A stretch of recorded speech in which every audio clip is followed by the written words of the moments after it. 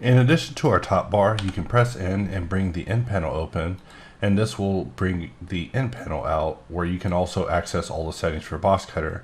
In addition to all the settings, there's also the help, which for us can only be shown by clicking on the help icon, which makes it somewhat useless in the 3D view.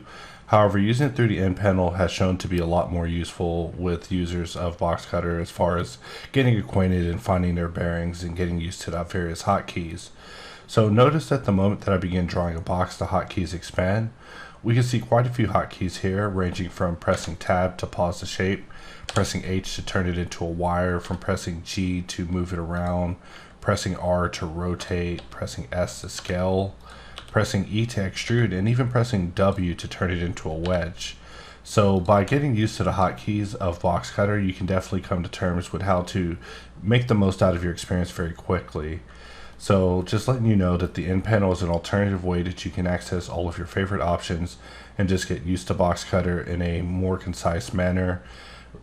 And even in addition to just using the top bar, you can still use the NPanel on the side just to have your hotkeys and just help you make your way around boxcutter even quicker.